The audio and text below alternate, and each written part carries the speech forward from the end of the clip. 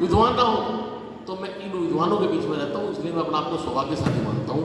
और दूसरा सौभाग्य मुझे इसलिए मिला कि जैसे मुझे भाई ने राजनीति की, राजनीति तो मैं नहीं था, लेकिन स्वाभिमानी था, स्वाभिमान के साथ थोड़ा जिद भी थी और किसी दबने की प्रवृत्ति नहीं थी। क्योंकि अगर आप अपने स्वाभिमान से समझौता करोगे तो आप अच्छे बच्चों को भी नहीं शिक्षा दे सकते, अच्छे समाज का निर्माण भी नहीं कर सकते, हर जगह समझौतेवादी आप हो जाएंगे और आप एक दूसरे के प्रति अपने अधिकारों की रक्षा करने के लायक बने रहेंगे। इसलिए स्वाभिमानी होना बहुत जरूरी है। स्वाभिमानी मतलब आप नैतिक शिक्षा में आप चरित्रवान आदमी, आप किसी क्यों दबेंगे, क्यों अपने किसी से वो करेंगे, ऐसा मैं जरूर रहा। और इसी के कारण जब मैं लगा तो, क्योंकि कहते हैं फिजिकल एजुकेशन जो बेस है उसमें लीडरशिप अपना आ जाता है। खेलते टीम गेम होता है, जो भी खेलेंगे खेलते, क्योंकि विषय बड़ा विशेष रहता है। जैसे हिंदी का तो मैं कहा एक बिंदी हट जाए तो नंबर काट लें। अब मेरी बोलती बार कहते हैं कोमा बिंदु नहीं लगाया, बोलती बार भी कह सकते हैं, कोमा बिंदु पूर्ण विराम भी कितना अर्थ रखता है, एक तरह से हट जाए तो अर्थ बदल जाता है। लेकिन अलग अलग सब्जेक्ट का अलग अलग महत्व है। उस महत्व में मैं ये मानता हूँ कि फिजिकल एजुकेशन एक लीडरशिप होती है। हम टीम में खेलते हैं, एक बार हारते हैं, एक बार जीतते हैं, अपनी टीम को लीड करते हैं, तो उससे क्या होता है कि जीवन में एक शिक्षा मिलती है कि भाई जीवन में दुख और सुख में भी हम ना ज़्यादा फूलते हैं, ना कूदते हैं, ना हम ज़्यादा घबराते हैं। इसलिए हर शिक्षा, हर सब्जेक्ट हमारे को इस तरह सीखने के लिए देता है। हिंदी भाषा गर्व की चीज़ है और मैं तो विदेश जाने का तो मौका नहीं मिला, लेकिन अगर विदेशी दिल्ली में मिले और उनकी मुझे भाषा समझ नहीं है तो मैं ये जरूर कहता हूँ कि अगर आप हिंदी भाषा का प्रयोग, आप अगर हिंदी भाषा का प्रयोग करेंगे तो मुझे अति प्रसन्नता होगी। इतना कहना ही सब भाषाओं पे पूर्ण विराम हो जाता है। आप किसी की भाषा कैसे बोलते हो, आप ये हिंदी भाषा का प्रयोग करेंगे तो मुझे अति प्रसन्नता होगी, हम तुम्हारी क्यों बोले। तो इसलिए ये भी गर्व का विषय है। और हिंदी है, हम पता नहीं हिंदुस्तान हमारा तो देश ही हमारा हिंदी से बना है। तो आप सभी साहित्यकारों को मेरा बहुत बहुत नमन। इस कार्यक्रम के आयोजन के लिए नमन। एक मेरा छोटा भाई पीछे बैठा हुआ है, वो भी मेरे साथ स्कूल में रहा। वो भाई तो सारे ही है, लेकिन संतोष भाई मैं मजाक किया करता था। संतोष की शादी बाद में हुई, मनोज की पहले हुई, तो मैं कह रहा मनोज के सिर पर हाथ रख दे। हाँ, बाबूलाल जी का भी आऊँगा।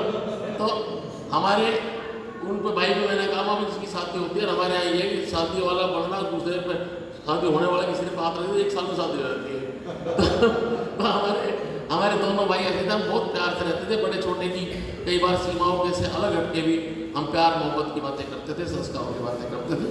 साथियों, हर एक आदमी सीखने को मिलता है इन दो बच्चों से। इन दो बच्चों ने आज कितनी सुंदर कविता तो हमें सभी को पता है, लेकिन दोनों ने जो गाई और गाने पे जब बिना किए जयकार नहीं होती, दोनों के हाथ का वो, दोनों मैं पीछे देख रहा था, लेकिन मुझे उनके हर चीज़ का जो मूवमेंट्स हैं बहुत अच्छी लग रही थी। तो प्यारे बच्चे तो यहीं शुरू हो जाते हैं। मेरे हमारे साथ हमारे बड़े भाई PL शर्मा जी आए हुए हैं, जिनका मैं आखिरी में कई बार नाम लेता हूँ, क्योंकि जो हमें संभालने वाले होते हैं, बाबूलाल शर्मा जी हमारे अध्यापक शक्ति मंच के उपाध्यक्ष हैं, तो जो हमें संभालने वाले होते हैं वो आगे से पीछे दोनों संभालते हैं। तो दोनों मेरे भाई मेरे अधिकतर साथ रहते हैं, और अधिकतर साथ रहने का मतलब इनमें भी सेवा भाव, और जहाँ मेरी गलती हो, जो बड़े साथ रहते हैं ना, तो बहुत फ़ायदा होता है। कहीं कोई गलती हो, कोई मार्गदर्शन हो तो वहाँ संभाल देते हैं।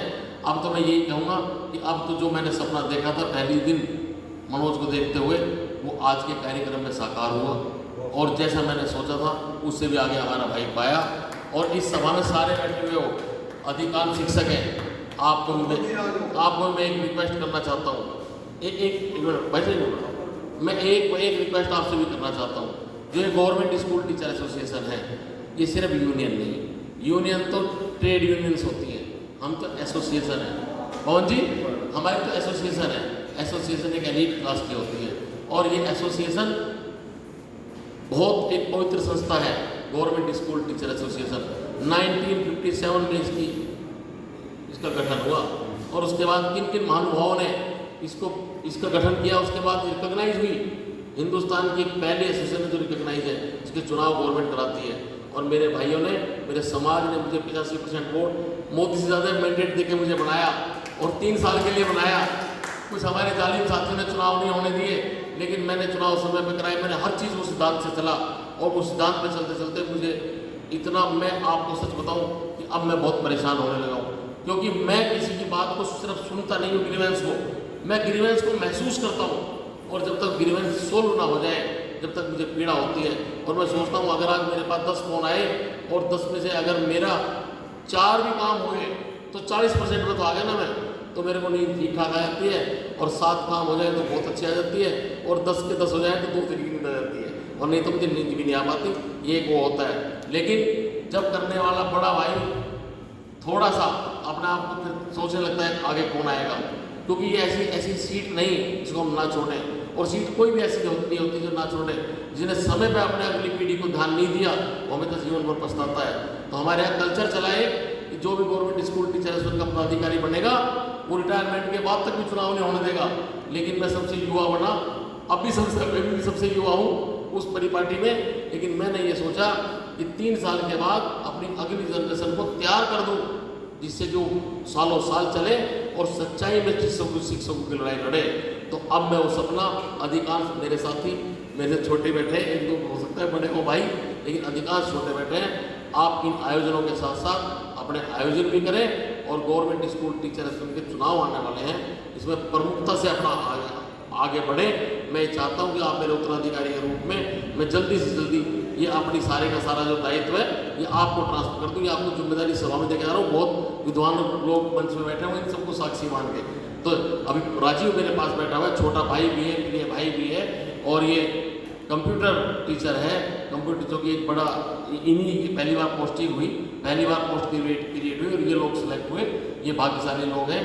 हमारा भाई अब लीडर बड़ा, मतलब मैं ये मानता हूँ मेरी रिप्लेसमेंट भी मेरे मनोज भाई को मुझे कई बार दिखती है। तो मैं ऐसी रिप्लेसमेंट हो, और आप सब में वही मैं भावनाएं देखता हूँ।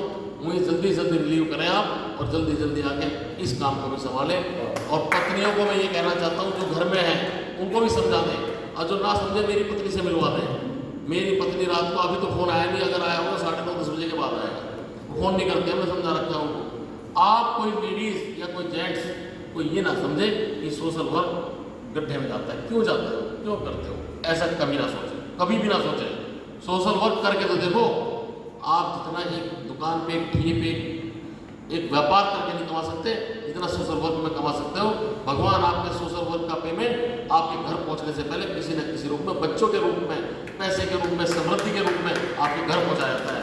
इसलिए इस फील्ड को जरूर चुने आप और आगे बढ़े। सबके सब इसी काम को आगे लेके चले कि ये पवित्र संस्था है, हमने दिल्ली में आके ज्वाइन किया है। हमारी मॉरल ड्यूटी है कि हम अपने साथियों का भी करें, क्योंकि आपसे विद्वान आगे नहीं आएंगे तो कई बार मूर्खों को मौका मिल जाएगा। इसलिए अच्छे विद्वान अनिल भाई बैठे हुए हमारे, है ना, ऐसे जब आगे चलते हैं फिजिकली जो थोड़ा थोड़ा